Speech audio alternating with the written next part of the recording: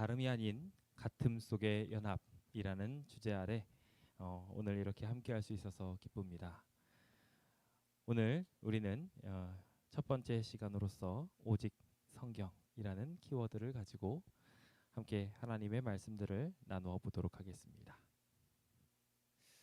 오늘 세미나의 정식 명칭은 이제 다름이 아닌 같음 속의 연합입니다. 부제로서 한 성경, 한 하나님을 믿음이라는 제목을 가지고 함께 시간들을 보내게 될 텐데요. 정식 명칭은 전도회라기보다는 세미나라는 이름으로 이렇게 좀 더 알려지길 원합니다. 저희는 조금이라도 더 좋은 길을 알려드리기 위해 전도회라는 단어를 쓰지만 들으시는 분들은 전도회라고 이야기하면 굉장히 불편해하는 경우들을 많이 경험하기 때문에 그래서 저희가 성경을 가르쳐드리고 또 행복을 전해드리는 세미나라는 이름으로 우리 이웃들과 함께 호흡하기 원합니다. 우리 다른 분들도 같은 마음을 품을 수 있도록 오늘 우리의 모든 마음들이 주님 안의 축복으로 채워지게 되기를 예수님의 이름으로 축원드려 봅니다. 그럼 함께 오늘의 이야기들로 들어가 보도록 할까요?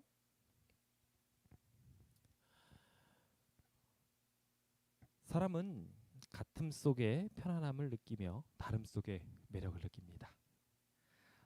이 중에 인간관계를 하나로 유지하게 하는 힘이 있는 그런 관계는 어떤 관계일 것 같으십니까? 서로 다름을 추구하는 관계일까요? 아니면 같음을 추구하는 관계일까요? 네, 너무나도 당연합니다. 같음 속에 우리는 매력을 느낍니다. 그래서 우리가 그 사실을 기억해야 합니다. 주변 사람들과 만날 때 자꾸 그래? 그래? 라고 이야기하면서 끄덕끄덕 해주는 사람은 아무래도 사랑받고 아낌을 받기 마련입니다. 그런데 대화를 할 때 아니 그거 아닌 것 같아. 아니 이렇게 이야기하시는 분은 마음이 불편할 수밖에 없습니다. 그래서 우리는 긍정의 사람이 되어야 합니다. 주변 사람한테 예스맨이 될 수 있도록 그래서 주변 사람들한테 한 사람이라도 더 행복하게 만들 수 있도록 우리 함께 노력해 봅시다. 제가 오늘 이 이야기를 시작하며 이 다름이 아닌 같음의 매력을 꺼내드린 이유는 이번 세미나 전체의 큰 주제가 같음으로 나아가자라는 연합이라는 키워드를 가지고 있기 때문에 그렇습니다. 우리가 특별한 교회에 속해 있으므로 다른 사람들과 다르다라는 생각을 한다면 마치 성경 속의 이스라엘 백성들이 나는 달라라고 이야기해서 주변 사람들을 배척한 모습과 똑같은 모습이 되어버리고 말 것입니다. 예수님은 그 모습을 좋아하지 않으셨습니다. 주님께서 바라신 것은 등경 위로 올라가서 주변 사람들을 환하게 비춰주는 거였습니다. 소금이 세상에 섞여서 맛을 내는 것이었습니다. 맛을 내지 않는 그런 소금은 주님의 뜻과는 전혀 관계가 없었습니다. 오늘 우리 모두 함께 서로 같음을 주장할 수 있게 되기를 예수님의 이름으로 축원드립니다. 그렇다면 우리가 주변 사람들과 함께 대화를 하면서 나는 당신과 같은 사람입니다 라고 이야기하려면 도대체 어떤 특성들을 꺼내면 좋을까요? 저는 그 첫 번째 특성 중 하나로 누구나 아름다운 이념을 가지고 있고 그 이념 속에 자신의 가치관을 실현하려고 한다는 것을 두고 싶습니다. 누구에게나 크고 작은 이념들이 있습니다. 생각들이 있어요. 나는 이렇게 살 거야 라는. 그래서 어떤 사람들은 주변 사람들을 잘 챙기는 거를 우선시하면서 살아가는 사람들도 있고요. 어떤 사람들은 자기가 생각하는 어떤 가족들을 더 가까이 둬야 된다고 생각해서 어떤 사람보다도 가족을 더 가까이 두는 경우들이 있습니다. 어떤 분들은 자기가 이루고자 하는 목표가 있어서 그 목표를 사랑하는 이들도 있고요. 어떤 이들은 또 자신이 가지고 싶은 어떠한 물건이나 소유물들을 조금이라도 더 많이 가졌으면 하는 마음으로 그렇게 가지려고 하는 시간들을 보내는 그런 것들의 가치관을 두기도 합니다.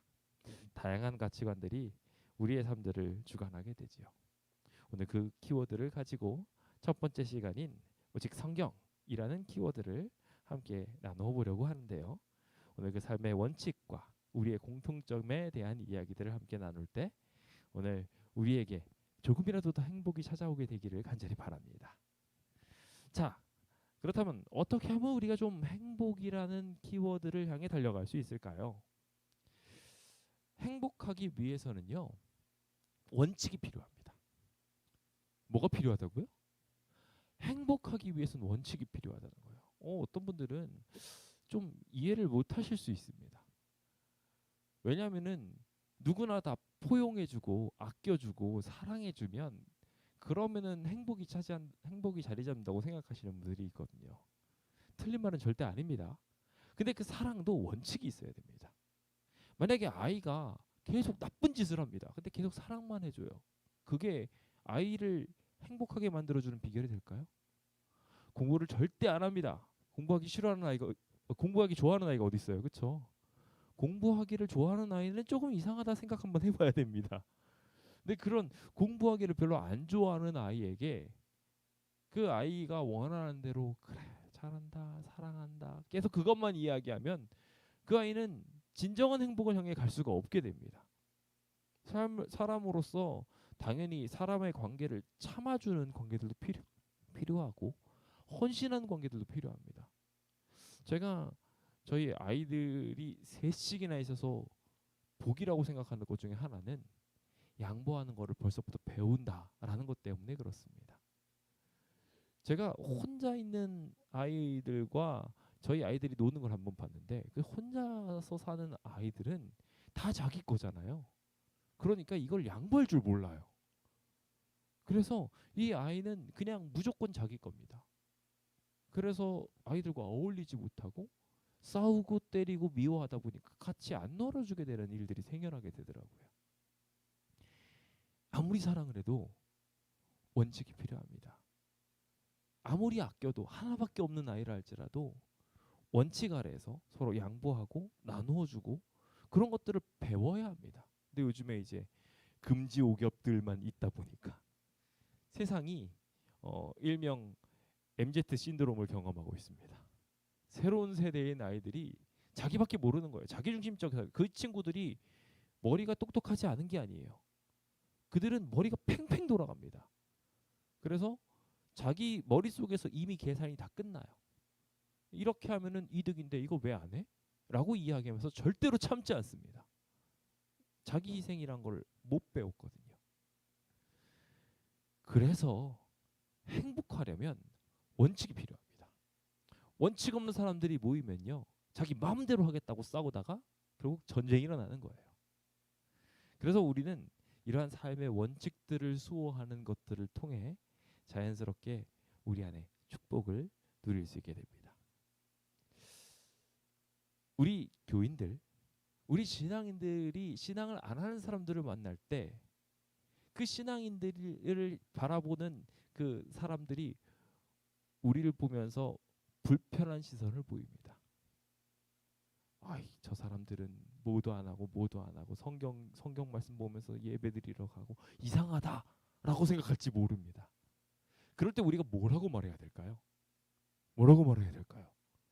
그래요, 우리는 특별합니다. 당신과 다른 거룩한 사람들입니다. 이렇게 하면은요, 그 사람들이 친하게 지내려다가도 불편해집니다. 우리 제7야식일 예수 재림교인들이 그런 일들을 많이 경험합니다. 특히나 모두 못 먹고 모두 못 하고 안식일만 되면 탁탁 구별해가지고 하나님 앞에 나오고 그러니까 더 사람들이 이 사람들은 안 되겠어. 되게 불편한 사람들이야. 라고 하고 우리를 배제하기 쉽습니다. 예수님은 그러셨을까요? 예수님이 이 땅에 오셔서 못하시는 거 굉장히 많았습니다. 그렇죠? 정말 하늘의 거룩한 품성을 제외하고선 어떠한 죄의 그림자도 가지지 않으셨던 분이 우리 하나님이셔요. 예수님이셔요. 그 예수님께서 이 땅에 오셨는데 주변에 있는 사람들이 예수님을 보면은 저 사람 불편한 사람이야, 가까이 안 갈래, 그랬을까요? 심지어 예수님을 미워했던 바리새인이나 사두개인 같은 사람들도 예수님 곁에 자꾸 가고자 했어요. 자꾸 그 사람한테 이야기를 듣고 싶어 했고요. 뭐 목적은 달랐을지 모르지만 주님은 그들도 포용하셨어요. 우리도 그렇게 가야 되지 않을까요? 우리에겐 분명히 그들과 다른 어떠한 것이 있습니다. 그런데 그 다른 것을 다르다고 말해버리면 그 사람 불편해집니다. 그럼 우리는 어떻게 접근하면 좋을까요? 우리는 삶의 원칙을 성경에 두고 살아가는 당신들과 똑같은 사람들입니다. 라고 소개하는 겁니다. 여러분들도 행복을 지키기 위해서 어떠한 원칙들을 두고 열심히 지키지 않으십니까? 저도 저의 행복을 위해서 이 원칙을 두고 지키는 것입니다. 라고 이야기하며 나도 행복을 원하고 당신도 행복을 원합니다. 우리 행복합시다. 라고 이야기하며 행복이라는 공통점을 향해 같이 나아가자고 초청하는 것입니다. 우리는 절대 당신과 다른 사람이 아니에요. 이제 이야기하실 수 있으시겠습니까? 실제로 우리가 따라가는 성경은요, 우리가 믿는 대로라면 정말 좋은 능력을 가지고 있습니다. 교훈과 책망과 바르게 함과 의로 교육하기에 유익하니 하나님의 사람으로 온전하게 하며 모든 선한 일, 좋은 일, 잘하는 거 그거 다 할 능력을 갖추게 한다고 기록하고 있습니다. 디모데후서 3장 16절 17절에 있는 이 말씀만 딱 들이밀면서 저희가 성경을 보는 중대한 이유 중에 하나가 우리에게 이런 큰 복이, 물론 다른 성경절을 통해서 내세에도 있을 거라고 설명할 수 있겠지만 그 사람들 안 믿을 수 있잖아요. 그렇죠? 그럼 난 당신이랑 달라요라고 이야기한단 말이에요. 그럼 나도 당신이랑 똑같이 이 땅에서 정말 좋은 사람 되고 싶은데 그 좋은 사람 되는 방법을 뭐가 가르쳐 주더라? 성경이 가르쳐 주더라. 저 그래서 그 사실을 믿고 따라갑니다 라고 말하는 겁니다. 그러면 그분들도 공감해 줄까요? 안 공감해 줄까요? 사실 그분들도 신앙 안 해도 집에 있는 남편, 집에 있는 아내가 나랑 다른 원칙을 가지고 있다는 거 알고 있거든요. 그런데 그들도 행복을 원하고 저들도 행복을 원해요. 다 서로 행복을 원하는 거예요. 그 행복을 원하는 원칙이 우리가 성경으로 두었을 뿐이지 똑같은 행복을 바라는 사람들이구나라고 인정할 수 있게 될 것입니다. 그리고 그들도 들은 바가 있어서 알 거예요. 성경이라는 것이 얼마나 대단한 것인지, 성경의 영향력이 얼마나 대단한지 여러 조사들이 있습니다. 미국에서는요, 매년마다 4천만 부의 성경이 팔립니다. 매년마다 4천만 부가 팔린다고요. 그냥 보관된다가 아니에요. 팔린다고요. 우리 인구만한 숫자가 매해마다 팔려 나가고 있습니다. 보급이 이미 충분히 된 것 같은데, 그렇죠? 이미 가질 만한 사람들은 다 가진 것 같은데 아직도 성경은 끊임없이 이렇게 팔려 나가고 있어요. 미국 사회 사람들 중에 82%나 되는 사람들이 성경책을 소유하고 있고요. 그 말씀들을 따르고 그것을 순종하려는 사람들이 아주 상당히 많은 사람들이 존재합니다. 거기서 끝인가요? 아니에요. 이 성경을 원칙으로 둔 사람들이 잘 나간다는 것은 이미 역사적으로도 사회적으로도 증명된 사실입니다. 우리가 잘 아는 것처럼 유대인들은요, 성경을 어려서부터 읽습니다. 그것을 연구하고요, 그것을 삶의 원칙으로 둡니다. 그렇게 했다고 이 유대인들은요, 가장 뛰어난 존재들이 됐어요. 이거 굉장히 탐나는 얘기 아닌가요?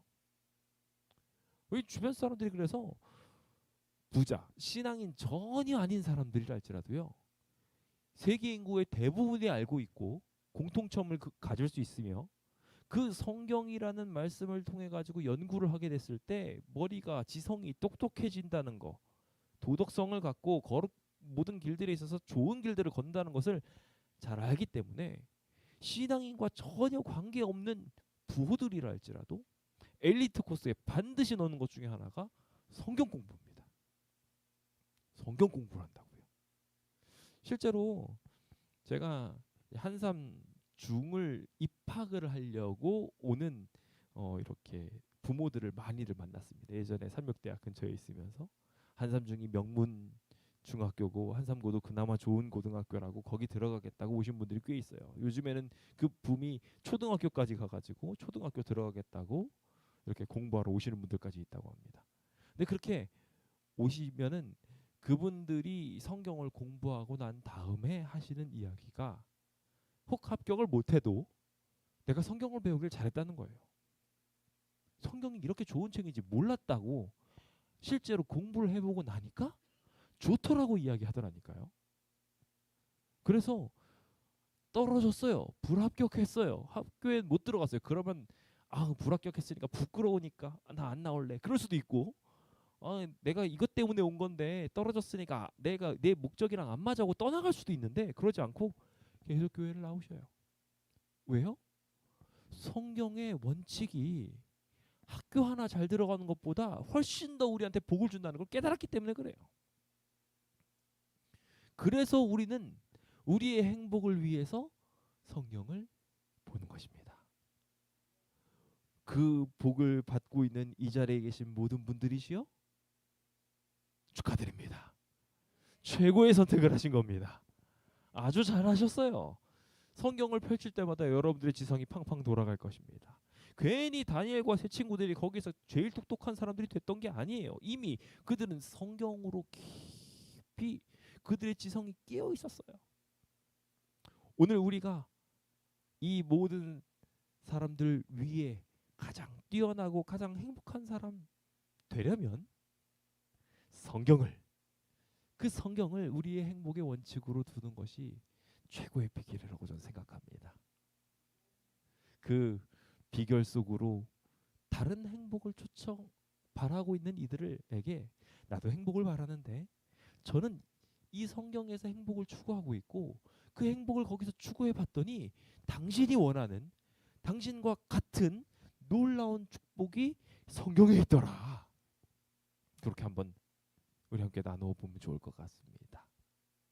저희 제7안식일 예수 재림교회는 무엇보다 성경의 진심인 교단입니다. 오직 성경의 가르침만을 따르며 무엇이 올바른 해석인지에 목숨을 걸 정도로 최선을 다하는 교단이 우리 제7안식일 예수 재림교회입니다. 저희가 이번에 5개의 시리즈를 공부하게 되는데 이 5개의 시리즈들은 솔라 시리즈입니다. 오직이라는 이름으로 5개를 주제로 두고 그들이 참된 신앙을 찾아가기 위해 참된 행복을 찾아가기 위해 함께 뭉쳤던 5가지 비결입니다. 기독교의 공통된 비전이었죠. 그래서 그 비전을 두고서 다 나가게 되는데 그 첫 번째로 나갔던 것이 오직 성경입니다. 성경만이 판단 기준이다 라고 이야기하며 성경을 그들의 하나 되는 비결로 두었던 것입니다. 오늘 우리는 이 주제를 보며 우리를 지키고 보호하시는 하나님의 축복이 성경을 통하여 우리에게 이 삶에서도 이루어진다는 것을 확인해 보고자 합니다. 부디 그 성경의 이야기들을 더욱 사랑하고 아끼게 되시길 간절히 바랍니다. 저는 성경의 이야기들을 쫓아가는 사람들이 참 행복한 사람들이라고 생각합니다. 성경이란 오늘 우리에게 줄 수 있는 가장 큰 행복들을 가장 잘 설명해 주는 책이기 때문에 그렇지요. 주변 사람들한테 의롭게라는 키워드를 갖다 드릴 때 성경만큼 도덕적인 책은 없습니다. 주변 사람들한테 뛰어나게라는 키워드를 갖다 댈 때도 성경만큼 뛰어난 책이 또 없어요. 세상의 과학자들이 아직도 밝혀내지 못한 신비들을 성경은 아주 손쉽게 풀어내고 있습니다. 도덕적인 부분부터 가장 높은 지성적인 부분까지 성경은 우리에게 모든 것들을 채워주고 있는 멋진 책입니다. 우리가 그 책을 향하여 나아가게 된다면 우리는 한 가지 목표로 한 가지 행복으로 쭉 나아갈 수 있게 될 것입니다.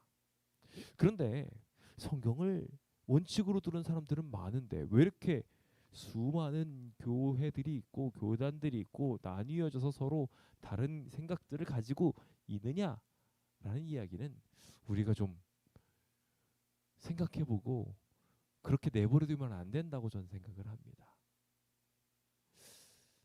성경은 하나인데 이렇게 수많은 사람들이 나뉘어지게 된 것은 하나님의 뜻이라고 절대로 말할 수 없습니다. 한 하나님을 모시고 하나의 성경을 보고 있는데 왜 서로 다르냐는 거예요. 이게 하나님이 이쪽 교단에는 가가지고 성경을 이렇게 해석하렴이라고 말하고 저쪽 교단에 가가지고 성경을 이렇게 해석하렴이라고 말한다면 하나님이십니까? 그런 거를 요즘 한참 유명한 사람의 이야기로 들 수 있습니다. 이쪽에 가서는 남자가 되고 저쪽에 가서는 여자가 되고, 그렇죠? 여기에 가서는 아주 뛰어난 무슨 부호가 되고 어떤 곳에서는 또 어떤 뭘 잘 커넥팅하는 사람이 되고, 그렇게 하면서 팔색조로 여기저기 바뀌는 사람, 세 글자로 말하죠. 사기꾼. 여기 가서 이 말하고 저기 가서 저 말하면요, 그거 사기꾼이에요. 한 가지 원칙을 두고서 여기저기 그렇게 다르게 말한다면 사기꾼이야. 우리 하나님이 그런 분이신가요? 절대 아닙니다. 하나님은 여기 가서 하시는 말씀 똑같고요, 저기 가서 하시는 말씀 똑같습니다. 과거에 하신 말씀 똑같고요, 지금 하신 말씀도 똑같아요. 그러니까 우리는 그것을 가지고 복이라고 말할 수 있는 거예요. 양치기 소년이 여기 가서 거짓말하고 저기 가서 거짓말했다가 나중에 어떻게 됐습니까? 잠깐은 행복하고 재밌었는지 모르겠지만 양들 다 잃어버리고 불행해졌어요. 결국 그렇게 왔다 갔다 하는 신앙을 하는 사람, 왔다 갔다 원칙을 흔들리는 사람들, 행복할 수 없다는 거예요. 일단 진짜 행복을 누리려면 우리는 제대로 확립된, 흔들리지 않는, 변함없는 그런 행복에 우리가 들어가야 한다는 것입니다. 성경은 바로 그런 책입니다. 성경은요, 하나님 스스로가 그 성경에 기록하시면서 이렇게 말씀하시기를 1.1핵도 바뀌지 않을 것이다 라고 말씀하셨어요. 하나님께서 전혀 그 말씀 바뀌지 않을 거라고 하시고 실제로 그렇게 됐습니다. 과거에 있었던 성경을 이렇게 발견해가지고 고고학적으로 발견해서 보니까 그 내용이 그대로 유전되어지고 있어요. 굉장히 대단한 일입니다. 왜냐하면요, 지금도 베스트셀러로 들어갔던 해리포터 초판본이랑 지금 현재 나오고 있는 책이랑 다르거든요. 계속 바뀌어요. 왜 바뀌는 걸까요? 바뀌는 이유 간단해요. 완전하지 않으니까 그래요. 더 나은 모습을 발견해가지고 계속해서 바뀌는 거예요. 완전하지 않아서 그렇게 바뀌는 겁니다. 근데 우리 하나님의 말씀은 그렇지 않아요. 1.1핵도 바뀌지 않아도 돼요. 그런 걸 뭐라고 말합니까? 완벽이라고 말해요. 흠이 없는 거예요. 그래서 바뀔 필요가 없는 거죠. 바뀔 필요가 없는 원칙이 우리 안에 있게 된다면 좋은 겁니까, 안 좋은 겁니까? 금 좋아하세요, 안 좋아하세요? 다들 좋아하시나 봅니다. 말은 못해도 금 좋은 거지. 왜 금이 좋은 거예요? 돌덩어리랑 똑같은데 그냥 돌은 변하지만 금은 안 변해요. 그러니까 거기에다 가치를 부여하는 겁니다. 변하지 않는 것은 그만큼이나 가치 있어요. 오늘 우리는 주름살이 자글자글 생기더라도 변하지 않는 원칙이 우리 안에 있게 된다면, 변하지 않으시는 하나님께서 변하지 않은 원칙을 기록하신 성경책에 변하지 않게 약속하신 축복이 있으니 우리 구원하시겠다는 것입니다. 그 아름다운 구원이 우리에게 있음에 대하여 감사하시길 예수님의 이름으로 축원드립니다. 그 기쁜 일이 얼마나 좋은 일이에요. 그러니 주변 사람들이 나 당신과 달라라고 이야기할 때 아니요, 당신과 같고요, 여기 길이 꽤 좋아요. 여러분들이 행복을 원하신다면 여러분들의 삶의 원칙도 여기서 한번 찾아보세요. 변하지 않는 최고의 선물이 될 거라고 확신합니다. 자, 그렇다면 이제 이 변하지 않는이라는 키워드를 두고 이 행복의 원칙을 성경 속에서 찾으려고 보니 여기에 다르고 저기에 다르고 한 그 성경에 대해서 생각해 보지 않을 수가 없습니다. 왜 이렇게 많이 다를까라는 부분에 대해서 짚고 넘어가지 않을 수 없어요. 우리가 사전에 잠깐 예습을 했습니다. 영상을 미리 보면서 작은 뿔이라고 성경에 예언되어 있는 이 세력들이 성경을 감추어 버리고 때와 법을 변개하게 하고 하나님의 말씀을 망각하게 만들어 버렸어요. 여기 오직 성경이라는 키워드가 종교개혁의 5가지 중 으뜸으로 들어가게 된 이유가 바로 거기에 있었습니다. 그 당시의 설교를 어떻게 했냐면요. 지금 설교가 아무리 어려워도 그때 설교만 못합니다. 그때 설교는요. 라틴어를 배우지 않으면 못 알아들었거든요. 라틴어를 그 당시에 아무나 쓸 수 있었느냐? 아무나 쓸 수 없었어요. 라틴어를 배울 수 있는 사람들은 성직자만 배울 수 있었습니다. 자, 그렇다면 성직자만 라틴어를 배울 수 있었는데 그 라틴어로 설교를 합니다. 그러면 다른 사람들 들을 수 있나요? 그러니까 말 그대로 여기 계신 분들 중에 아무도 스페인어를 모르는데 영어는 아시는 분이 꽤 계실 거예요. 근데 스페인어는 아무도 모르겠죠. 근데 그 스페인어 갖고 설교를 하고 있는 거예요. 그렇죠. 뭔 소리인지 하나도 몰라요. 그리고 이 말은 이 말입니다라고 주교가 해석을 합니다. 그러면 그 말을 그대로 해석했다 누가 확실할 수 있나요? 확실할 수가 없어요. 실제로 해석을 교회가 마음대로 했습니다. 그래서 성경에서 말하는 것이 아닌 다른 걸 가르치는 거예요. 그래서 실제로 자기가 신부가 돼가지고 사제가 돼서 말씀을 보니까 성경 말씀을 라틴어를 공부하고 그걸 보니 그동안 배워왔던 거랑 너무 다른 겁니다. 너무 달라가지고 이거 너무 이상한데? 왜 성경대로 안 가르치지? 라는 것에 반발해서 일어나게 된 게 종교개혁입니다. 루터가 아무리 생각해도 이렇게 고행의 계단을 올라가는데 이해가 안 가는 거예요. 성경에는 이야기가 없거든요. 로마서에는 오직 의인은 믿음으로 말미암아 산다고 했는데 자신의 구원을 이루기 위해서 고행을 해야 된대요. 이래야 구원을 받는데요. 스스로 막 채찍질하고 그래야 자기가 구원을 받는데요. 성경은 그러지 않거든요. 그래서 그들은 성경의 원칙으로 돌아가야 한다라고 외치기 시작했던 것입니다.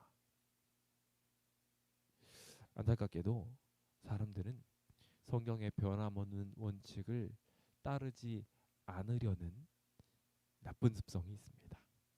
이 나쁜 습성은요, 성경만 그럴까요? 아닙니다. 엄마가 아이들한테 밥 먹어라 그러면은 아이들이 내 마마 하면서 나와가지고 정말 복종하듯이 와가지고 밥 잘 먹을까요? 그런 아이들이 있으면 저건 좀 이상한 아이들입니다. 그럼 참 다행인데 그러지 않아요. 한 번에 그러지 않아요. 오라고 이야기하고 2번 이야기하고 3번 이야기하고 그래야 겨우 옵니다. 밥을 잘 먹으라고 이야기했는데 잘 먹나요? 잘 먹지도 않는 경우들이 참 많습니다. 뭐 잘 먹어주면 참 고마운 아이들인데 그러지 않는 경우들이 많아요. 좋은 말 그대로 잘 따르지 않다라는 거예요.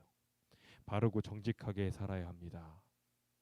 정속으로 주행하시고 안전운전하세요. 잘 안 지킵니다 다들. 왜 그런지 모르겠어요.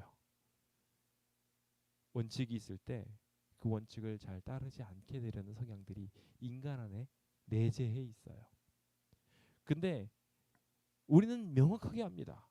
밥을 잘 먹어야 건강해지고 골고루 먹어야 건강해지며 자동차 운전할 때도 마찬가지로 정속 운전을 하고 신호를 잘 지켜야 안전해질 수 있습니다.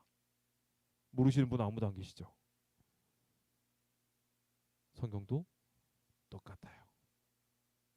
성경에 있는 원칙이 분명하게 우리 안에 있는데 그 원칙을 우리가 자꾸 벗어나요. 그러는 와중에 이런 교황이 나타나서 자기가 자기의 이익을 위해서 성경이 맞질 않으니까 마음대로 바꾸는 행위들을 하기 시작한 거예요. 이미 자기 전대에 있었던 사람들이 우상을 만들어 놨어요. 그리고 나도 나중에 그 우상이 될 거예요. 신격화되니까요. 주교들이나 성자들이나 교황 같은 이들은 다 신격화돼 가지고 하나의 우상이 되거든요.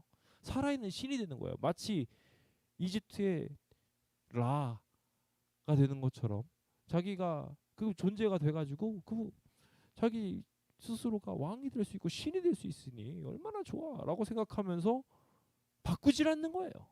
그래서 우상 숭배하지 말라는 이야기가 사라져버린 겁니다.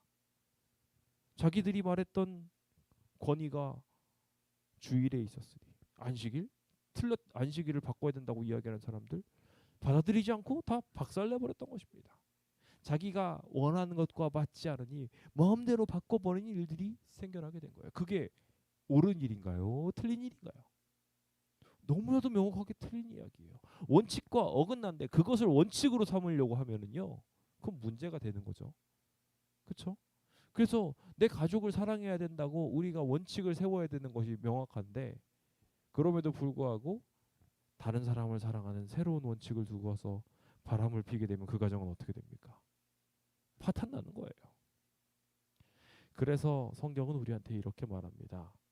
율법과 증거의 말씀을 반드시 따라야 된다고요. 그것이 말씀에 맞지 않으면 아침빛 보지 못할 거라고 이야기하며 원칙 아래 있는 것의 중요성을 강조하였던 것입니다. 저는 이제 이 오직 성경이라는 가장 행복을 찾을 수 있는 원칙, 누구나 다 함께 가져야 되고 동일해져야 되는 원칙, 성경에 대하여 오직 성경만이 원칙이라고, 오직 성경의 방법으로 들어가야 한다고 강조하고 또 강조하고 싶습니다. 이것이 가장 구체적인 신앙의 비결이자 원칙이기 때문에 그렇습니다. 한 아이가 꿈속에서 본 것을 열심히 그림을 그립니다. 선생님이 와가지고 아유 아이야 그림을 참 예쁘게 잘 그렸네. 고양이가 참 예쁘다라고 이야기를 해줬더니 나는 호랑이를 그린 건데 라고 이야기하면서 기분 나빠합니다. 사물을 보여주면서 자기의 생각을 말하라고 이야기한다면 이와 같이 차이가 생길 수밖에 없어요. 그림 실력에 따라서 그럴 수도 있고요. 그렇다면 글로 명확하게 기록한다면 어떻게 될까요? 그래서 성경이 필요한 거예요. 우리가 다양한 경험들을 우리가 설명할 수 있습니다. 그런데 그것을 사물로 설명하면요, 각기 해석을 달리할 수 있어요. 그래서 우리한테 가장 중요한 거는요, 매뉴얼화, 성경으로 명확하게 구체적으로 글로 기록해 놓는 거예요. 그것을 원칙으로 삼는 것이 굉장히 중요해요. 그래서 우리 집 가온은 무엇입니다라고 몸으로 보여주는 게 굉장히 중요하지만 몸으로만 보여주면요, 그게 어떤 가온인지 모릅니다. 그래서 가온을 적어가지고 굳이 액자에다가 걸어놓기까지도 하는 거예요. 편하지 않게 되니까. 성경도 마찬가지입니다. 여러 가지 다른 정보들을 두려고 그렇게 한 것이 아니라 같은 성경, 같은 믿음을 품게 하려고 그렇게 한 것이었습니다. 그렇게 하게 될 때, 그 원칙을 들어가게 될 때, 그 원칙대로 따라가게 될 때 그것이 하나님의 형상과 같기 때문에 복을 받는다고 말하고 있어요. 말씀을 읽는 사람은 복을 받는데요. 그것을 지키는 자도 복을 받는데요. 오늘 그 성경의 원칙을 분명하게 기억하면서 하나님의 원칙대로 살게 되기로 결심하시길 예수님의 이름으로 축원드립니다.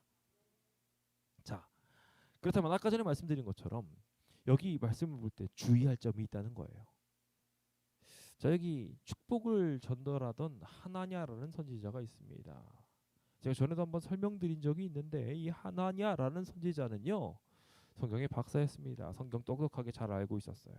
그가 인용하는 말씀들이 그런 걸 보면 그가 구약의 박사 개념에 있었다는 것을 알 수 있습니다. 그런데 그가 축복의 메시지를 전합니다. 신약에 있는 그 신명기에 있는 축복장들을 달달달 외우고 있는 것을 보게 돼요. 그래서 그는 복을 받을 거라고 이야기를 합니다. 그런데 축복의 메시지만 전했던 이 하나냐, 그가 간과했던 것이 있었어요.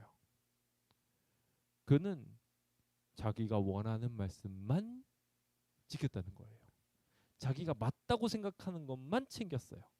그래가지고 자기가 원하는 대로만 살게 되었던 것입니다. 그래서 자기가 원하는 것들만 자꾸 바라보고 따라가려고 하고 그렇게 하다 보니 주변 사람들한테도 뭐라고만 이야기해요? 복 받을 겁니다. 인기 있었을까요? 없었을까요?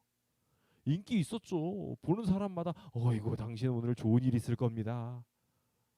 그렇게 하는 사람들, 이렇게 긍정의 말만 해주는 사람들은 주변에 인기가 있습니다. 같이 공감해주고 같음을 주장하는 것 같으니까요. 근데 우리가 여기서 같음을 주장한다고 해가지고요, 모두가 같아질 수는 절대 없어요. 그러니까 상대방이 당신은 신앙을 하는 것 때문에 나랑 다릅니다 라고 이야기해도 어떻게 모든 사람들이 같아질 수 있겠어요. 하지만 우리 목표는 같지 않아요? 라고 이야기하면서 접근하는 접근이 필요해요.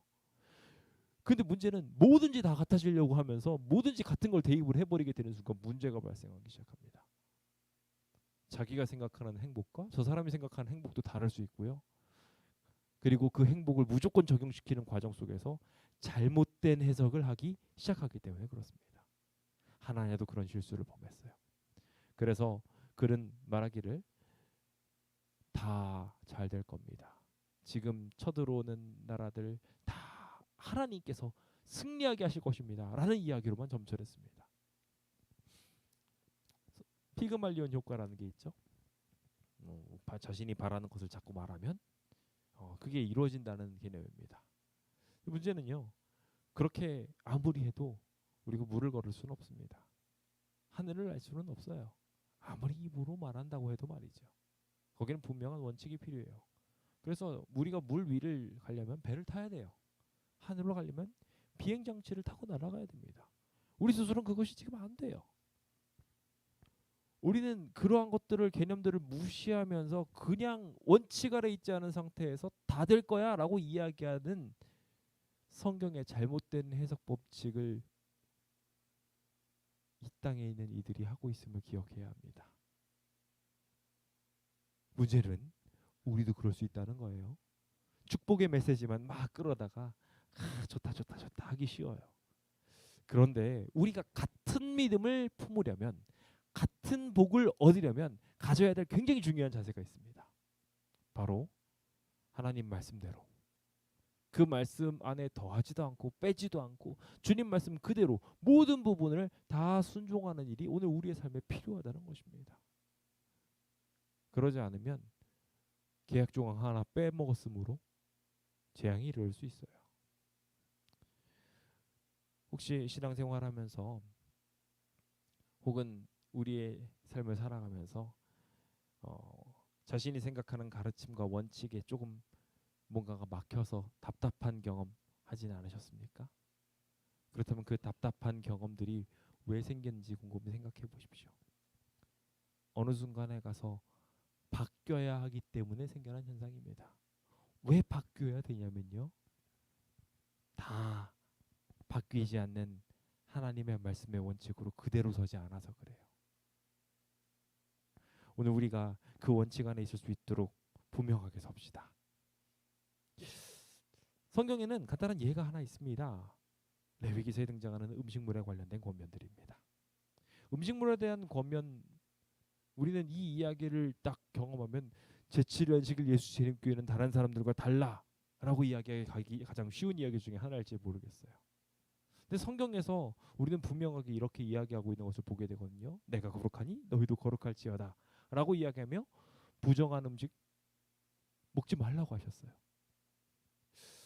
주변 분들한테 이런 음식물에 대한 질문 좀 들어보셨습니까? 저도 요즘에 이렇게 자꾸 외식할 일들이 생겨가지고 가가지고 음식물을 빼다 보면은 그 주문하시는 분부터 시작해가지고 같이 먹는 사람들이 이상하게 생각을 합니다. 이상하게 생각하는 사람들한테 아무리 과학적으로 설명을 하려고 해도요, 그 사람들이 다른 예를 찾아가면서 부정합니다. 그렇게 설명하면은요 방법이 없어요. 뭐 돼지고기에는 부정한 것들이 들어가고 뭐가 들어가고 몸에 안 좋고 막 이런 걸로 막 아무리 설명을 하려고 해도요, 그 사람들이 다른 예를 끄집어내면서 이해를 안 해주려고 해요. 그러면 우리가 아주 간단하게 그 사람들한테 설득할 수 있는 방법이 있어요. 건강하고 싶으시죠? 건강하기 위해서 뭐 드셔요? 이렇게 이야기하면서 접근하면서 저는 하나님의 원칙을 지키는 것이, 하나님이 우리 몸을 설계하셨기 때문에 하나님 말씀하신 대로 하는 게 가장 좋다고 생각해요. 의사 선생님께서 이거 하지 말라고 하면은 똑같이 안 하시잖아요. 저도 하나님 말씀대로 하나님이 권면하신 그대로 지키는 것뿐입니다 라고 얘기하면 끝이에요. 아무리 무슨 이상한 덕지덕지 뭐 이거 설명 붙일 필요가 없어요. 그냥 저는 하나님 말씀대로 따르는 거예요. 라고 이야기하면 끝인 거예요.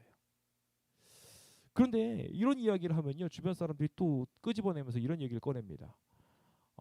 여기 베드로의 이야기를 꺼내면서 베드로가 잠자고 있었을 때 나타나가지고 그 배고프고 지친 베드로에게 이거 다 먹어도 된다고 했다더라. 부정한 모든 짐승들 다 먹으라고 이야기하면 속된 거 구별하지 말라고 이야기하지 않았습니까? 정말 그렇게 생각하시나요? 하나님께서 또 여기 갔다가 저기 갔다가 바뀌시는 분이라고 아직도 생각하시나요? 아니에요. 아니에요. 절대 아니에요. 하나님 그렇게 바뀌시는 분 아니십니다. 그렇다면 주님께서는 이 짐승들을 왜 이렇게 보여주셨을까요? 우리가 잘 아는 것처럼 사람을 잘 이해시키기 위한 비유라는 것이 있습니다. 당근과 채찍의 이야기를 하면서 실제로 아이들한테 당근과 채찍을 써보시지요 라고 이야기해가지고 아이들한테 당근을 주면 아이들이 당근 주면 좋아할까요? 애들 당근 요즘에 별로 안 좋아합니다. 신기한 아이들 몇 명은 당근을 좋아합니다만 당근 싫어하는 애들이 많아요. 당근 굳이 갖다 대면 그거 갖고 상이라고 생각하는 아이들이 아니에요. 오히려 당근을 잘 먹었으니까 뭘 주세요 이렇게 하는 경우들이 생겨나죠. 채찍 갖다 대면 난리 납니다. 이걸 원칙 그대로 갖다 대면 안 돼요. 이건 비유예요. 그렇죠? 뭔가를 명확하게 이해하기 위한. 자, 여기 베드로도 그것을 명확하게 이해했습니다. 그래서 유대인과 이방인들이 교제하는 것이 위법이라는 걸 알고 있었어요. 근데 고넬료가 초청을 하는 걸 보고 그가 거기 왔을 때 하나님께서 이 계시를 보여주신 것은 이방인들을 만나는 거 안 되는 거지만 하나님이 아무도 속되다 하지 말라고 하였으니 이방인을 만나는 일에 있어서 내가 잘해야 되겠다라고 생각을 했다는 것입니다. 그렇죠? 그래서 그는 이 고넬료와 만났고 고넬료와 같은 신실한 이방인들을 맞이해 선교해야 되겠다는 이야기를 그들의 인형으로 삼고 오히려 교회에다가 전체 교회 회의를 모집해가지고 우리 함께 이들에게 하나님께서 주시는 축복들을 잘 전하도록 우리 함께 이방인 선교를 열심히 합시다라는 선교회의를 하기도 합니다.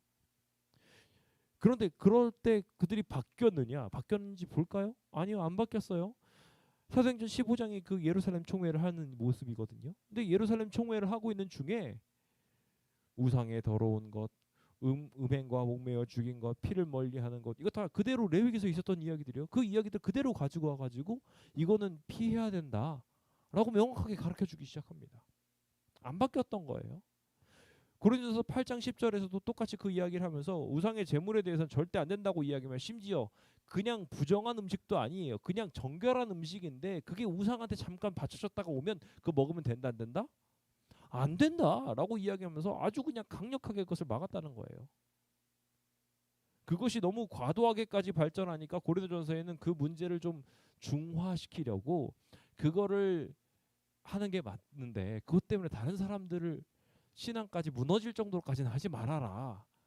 알면서도 먹는 건 죄를 먹는 거지만 상대방을 상처 주기까지는 말아라.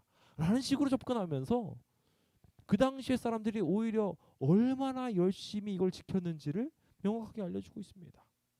그러니까 이 원칙 바뀌었어요? 안 바뀌었어요?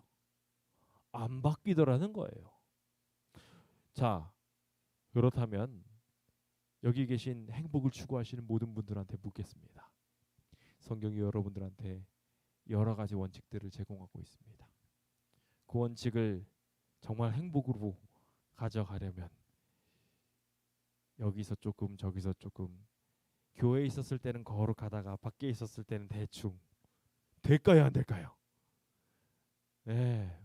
왜 우리한테 다니엘과 같은 기적이 안 일어나나요? 왜 저희한테 느헤미야 같은 놀라운 축복이 안 생기나요? 라고 물으신다면 저는 우리가 정말 주님의 원칙 위에 나침판처럼 항상 서 있는지를 확인해 보시라고 말씀드리고 싶어요. 그 나침판은요, 주구장창 어떤 상황에도 정확하게 북을 가리키고 있고 남을 가리키고 있어요.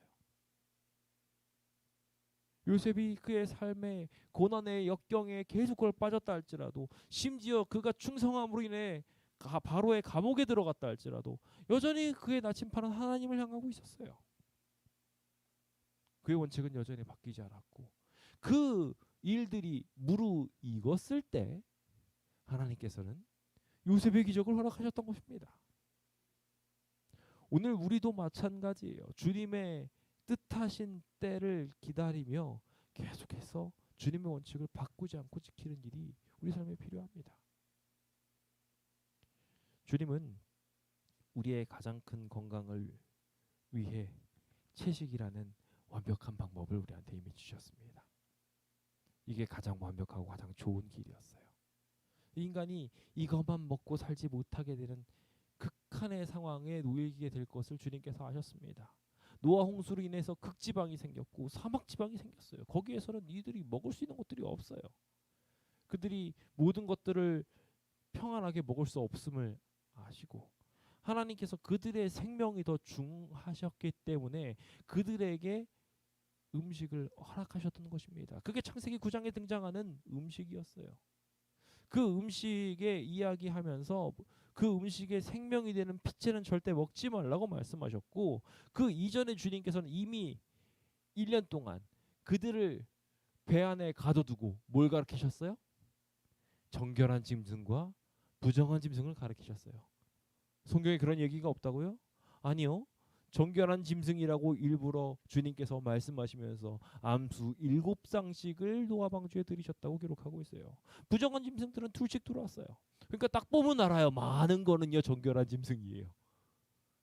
많이 보면서 이 많은 것들이 아 그래 이것들이 정결한 짐승이구나. 깨끗한 짐승이 정결을 이렇게 하니까 되게 어려운 말로 보이는데 깨끗한 거, 더러운 거. 자 그렇다면은 부모님이 아이들한테 뭐 먹으라고 할까요? 깨끗한 거 먹으라고 하겠죠. 당연한 얘기예요. 그래서 주님께서 깨끗한 음식으로 먹어라 하고 알려주신 게 레위기 11장에 등장한 음식인 것입니다. 그래서 이 뭐 레위기서는 레위인들한테만 기록한 거라고 이야기하는 사람들이 있는데 아니에요. 레위기서 마지막 부분까지 쭉 읽다 보면은요, 내가 너를 구원했으니까 유대인들 전체를 구원하시고 난 다음에 이거를 너희들이 이 정결한 음식을 먹어야 된다고 이야기하면서 레위인들 성직자만 이거 먹으라고 이야기한 게 아니라 모든 유대인들한테 하나님과 관계를 맺은 모든 하나님의 백성들한테 동일하게 이 원칙을 적용하셨던 것입니다. 그게 우리의 행복을 위해 중요하니까요.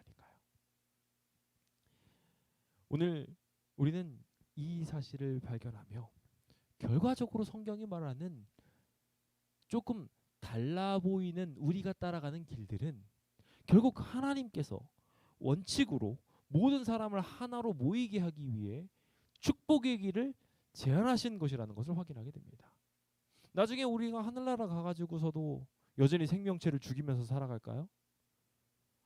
변하지 않으시는 분이시니까 이 변하지 않으시는 분이 이미 우리한테 처음부터 바뀌지 않고 여전히 우리에게 가장 좋은 음식을 제안하고 계신 것입니다.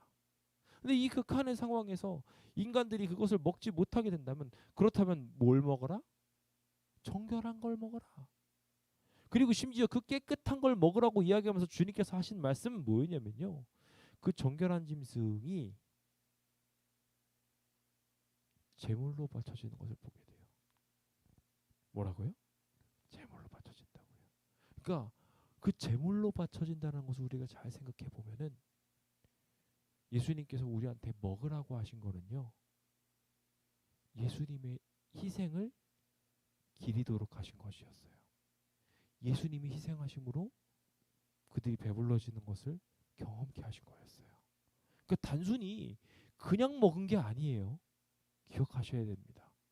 주님께서 우리한테 주신 원칙은요. 변하지 않아요. 오늘 그 변하지 않은 행복의 원칙으로 우리 모두 함께 들어가게 되기를 예수님의 이름으로 축원드립니다. 그 행복의 원칙이 우리 안에 있게 되면 바뀌지 않아도 되기 때문에 우리는 행복이라는 것을 제대로 느낄 수 있게 됩니다. 어디에나 가치 있는 가장 중요한 원칙. 그래서 어디에 가든 가장 빛나는 사람이 될 수 있을 거라고 저는 생각합니다. 다만 이 가장 좋은 것을 가진 우리가 주변 사람들을 대할 때 어떻게 대해야 될까요? 이 가장 좋은 원칙에는 똑같이 하나 중요한 성경의 원칙을 말하고 있는데요. 성경에는 우리가 살아갈 수 있는 가장 큰 행복을 말하고 있는데 그 가장 큰 행복의 키워드를 결국 사랑이라고 표현하고 있어요. 원칙이라는 공의를 분명하게 세우고 있지만 동시에 그 원칙이라는 공의는 사랑이라는 방법을 통해 이루어져야 된다고 설명하고 있어요. 그러니까 만약에 주변 사람들이 음식을 제대로 못 먹는 사람들이 있어요. 그러면 먹는 사람, 먹지 않는 사람 나뉘어서 달라져 버렸어요. 그럼 어떻게 될까요? 서로 업신여기면 될까요, 안 될까요? 안 돼요. 그러니까 우리가 원칙이 상대방이 다르다고 할지라도 성경을 두고서 혹 부족하게 쫓아가는 사람이 있다 할지라도 그 사람 비판하지 말라는 거예요. 우리 재림교인들 심심하면 앉아가지고 뭐 합니까? 우리 재림교인들이 제일 잘못하는 것 중에 하나가 그거예요. 딱 앉자마자 제일 먼저 하는 거가 뭐냐면은 당신 안식일 지키십니까? 이거예요. 나는 너랑 달라요. 그러면서 나는 안식일을 무려 지키는 사람이야. 내가 이거 안식일 지키려고 뭐를 포기하는 줄 알아? 이러면서 콧대를 세우고 있으면은 대화가 될까요, 안 될까요? 안 돼요. 내가 이 건강을 유지하기 위해서 멸치국다리 하나 안 먹고 소금 한 톨을 안 먹으려고 얼마나 애쓰는 줄 알아? 막 그런 식으로 접근하면요. 만날 사람들도 만나지 못하게 됩니다. 그거는 하나님이 원하시는 방법이 아니에요. 주님께서 보여주신 거대한 행복, 그 거대한 행복을 향하여 우리 함께 나아가면서 나도 하나님이 보시기에 의인이 아니고 부족한 점들이 많으니 선을 행하는 자 아무도 없다고 한 이 성경의 말씀을 보면서 성경은 오직 뭐만 한다? 죄를 깨닫게만 한다. 우리가 좋은 길로 가도록 제안을 해주는 방향이다라는 것을 기억하시고 이 행복의 원칙을 다른 사람들한테 소개해주며 다르다가 아니라 내가 당신과 여전히 같습니다. 라고 이야기할 수 있게 되기를 간절히 바랍니다. 다른 이들이 오해하고 있을 때 성경도 능력도 그들이 온전히 알지 못하기 때문에 생겨난 현상이구나 생각하고 그들을 안아주어서 성경의 위로로 성경이 말하는 경계가 아니라 성경이 말하는 위로를 통해서 예수님 우리를 사랑하시고 우리를 보다듬어 주시고 올바른 방향으로 인도하신다는 그 생각을 가지고 소망을 가지게 만들어 주시길 예수님의 이름으로 축원드립니다. 우리는 한 믿음을 가지고 있습니다. 성경 말씀대로 우리가 조금 더 열심히 살려고 노력할 뿐이지 다 똑같이 그들이 외치는 대로 오직 성경을 외치고 있는 것입니다. 주변 사람들이 원칙을 소망하는 것처럼 똑같이 우리도 우리의 삶의 가장 좋은 원칙을 따라가고 있을 뿐인 것입니다. 그러므로 성경이 말하고 있는 가장 좋은 원칙을 주변 사람들한테 잘 설명하며 하나님의 말씀을 그들에게 잘 설명하고 축복으로 전달하고 그것으로 복을 나누어주는 하나님의 귀한 주님의 종들 되시길 간절히 바랍니다. 저는 이제 마지막으로 말씀을 마무리 지으며 확답을 얻고 싶습니다. 주님은 결국 이 땅에 죄로 분열된 이 백성들을 하늘로 연결시키려고 죄로 분열된 이들을 다시 하늘로 합치시려고 이 땅에 오셨습니다. 그렇다면 우리가 그 반대되는 일을 하면 될까요, 안 될까요? 안 됩니다. 우리 죄로 인해 분열된 것을 막아보자고 만들어진 교회가 우리 제7안식일 예수재림교회입니다. 모든 교회들이 다 흩어져 있었을 때, 진리를 다 각각 안고 흩어져 있었을 때 그들이 모여서 하나가 되자고 만들어진 것이 우리 제7안식일 예수재림교회입니다. 만약에 우리가 그 목적을 잃어버리고 하나님께서 우리를 보다듬으시려고 팔을 벌리고 있는데 우리는 주변 사람들을 밀어내고 있다면 앞서 말씀드린 것처럼 유대인들이 저질렀던 잘못과 똑같은 일이 되어버리고 말 것입니다. 그러므로 이제 주님이 우리한테 주신 제7일 안식일 예수 재림이라는 위대한 축복의 메시지를 가지고 주변 사람들과 더욱 가까워지게 되길 간절히 바랍니다. 우리가 그렇게 잘 나가게 될 때 지금 한국을 제외한 다른 모든 나라가 그런 것처럼 다르다가 아니라 같다고 말하며 같이 사랑으로 나가게 될 때 한국은 지금 잠시 뒤로 물러서 있지만 다른 교회들처럼 이 움직임으로 말미암아 우리 제7안식일 예수재림교회도 인정받게 될 것이고 그것이 인정돼서 지금 현재 23년째 미국 상원 의원 목사를 하고 있는, 그러니까 미국의 교목이라고 생각하시면 돼요. 미국 전체의 제일 최고인 대표격인 목사 역할을 누가 하고 있어요? 제7야식을 예수재림교인이 하고 있어요. 인정받은 거예요.